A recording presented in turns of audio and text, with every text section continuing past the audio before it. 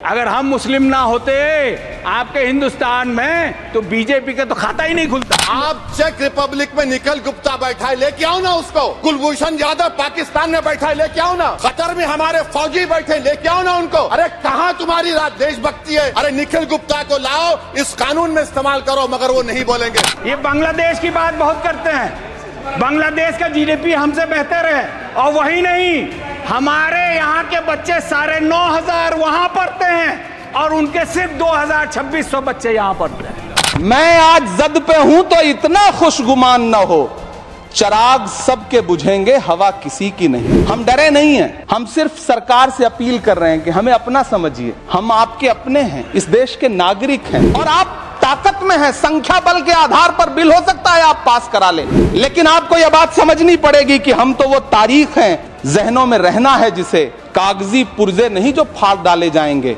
जिस जमीन पर मैं खड़ा हूं ये मेरी पहचान है। आप आंधी हैं तो क्या मुझको उड़ा ले जाएंगे?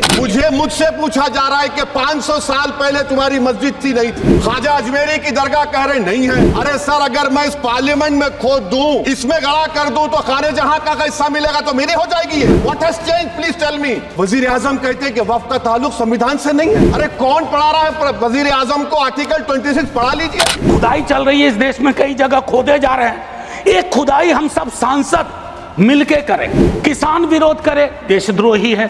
विद्यार्थी विरोध करें, नौकरी के लिए नौकरी मांग रहे हैं आपसे, और कुछ तो नौकरी भी नहीं मांग रहे हैं, परीक्षा समय पर कराने की मांग कर रहे हैं। आप कह रहे हो अराजक है, नक्सल है। 14 का चुनाव, 19 का चुनाव, 24 का चुनाव, जवाहरलाल नेहरू नहीं आ रहे हैं, विपक्ष आ रहा है, कांग्रेस आ रही है। 100 साल आप चुनाव जीतेंगे, लेकिन नेहरू को फिर भी वहां खड़ा पाएंगे। मंदिर बना दिए, हमने ये बना दिए, आप अपनी पीठ थपथपाते रहे। मोदी जी की गारंटी है करके जब उन्होंने कहा तो आप सभी ने तालियां बजाए, बेंच को बजा बजा कर अपने हाथ दुखा दिए। मैं आपसे एक सवाल करना चाहता हूं, आंकड़े आपके ही है, आपने एग्जामिनेशन सिस्टम को तो क्लियर कर दिया है, नौकरियां कितनी है ये बताइए। हाईली क्वालिफाइड बच्चे आज क्लर्क की, चपरासी की नौकरी के लिए अप्लाई कर रहे हैं कि आज पढ़े लिखे बच्चों की हालत ऐसी हो गई है कि पढ़ो फारसी और बेचो तेल, ये हालत हो गई है।